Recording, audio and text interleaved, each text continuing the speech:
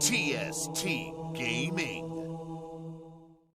What's up guys, Batman here, and today we are finally able to take a look into the gameplay of Marathon, which has been a long-awaited thing for fans of Bungie's classic version of Marathon, as well as fans of Destiny and even Halo. So Marathon is a team-based extraction shooter set on Tau Ceti 4. Players will control runners, cybernetic mercenaries, and crews of up to 3, scavenging for loot like weapons, implants, materials, while facing against AI enemies, environmental hazards, and other rival teams.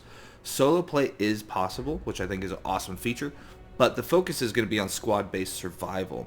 Maps will be supporting up to 18 players, so if squads are up to 3, that should be 6 squads. Not to mention you're going up against the UESC AI that you'll be fighting against, so it's going to be a PvPvE game, and dynamic weather will be affecting gameplay as well.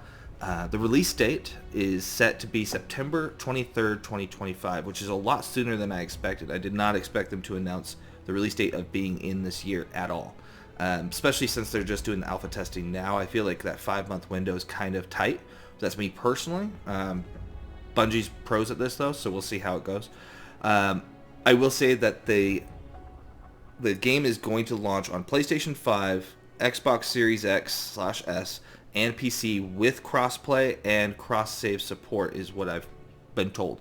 So there's going to be 6 runner archetypes, and 4 of them will be available during the alpha test, which is Locust, Blackbird, Glitch, and Void. And each has their own unique abilities, allowing for customizable playstyles through equipment attachments and consumables like mines or grenades or implants.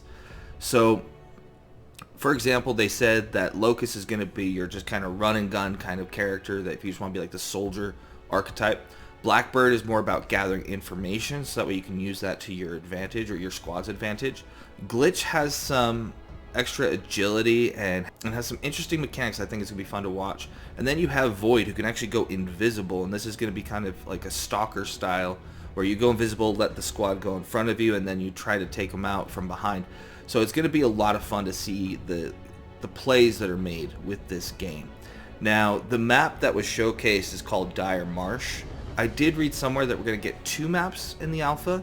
I don't know if we're ever going to leave Tau Ceti 4, or if it's just going to take place on Tau Ceti 4 for the foreseeable future in the game's run.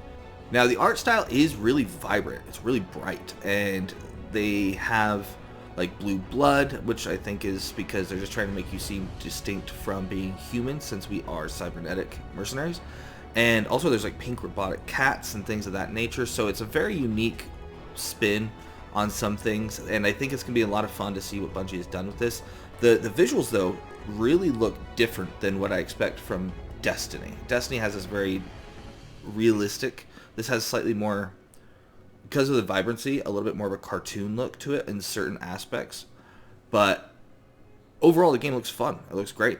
The goal will be that players will collect loot in order to upgrade themselves. And so you're going to go on a run with you and your 2 squad mates, and you're going to try to get as much loot as you can while fighting off these other squads as well as the AI, and then try to get to the extraction zone, is my understanding. And then if you get to do that, you get to keep whatever loot you found for future runs. But if you die and you can't get revived because all your teammates are down, you guys lost the run and don't have any rewards for it. Now, I don't want to say the word any. I guess maybe, I don't know if they're going to give you XP or how that's going to work. But as far as loot goes, you're not supposed to be getting anything if you don't make it to the extraction. So it's going to be a lot of fun. I'm really excited to see what they do with this. Also, I heard it's not going to be a full price game, but it's going to be a premium game. So rumors are talking between $30, $40. My guess would be leaning on the upper end of that. So I would expect to spend $40. Now, things I don't know if they're going to do as a beta test, like an open beta test, stress test, which if they're going to do an alpha that's kind of, not public, but if they're going to do an alpha that's open to some members of the public, I think it's not a bad idea for them to do a beta once they've kind of implemented the feedback.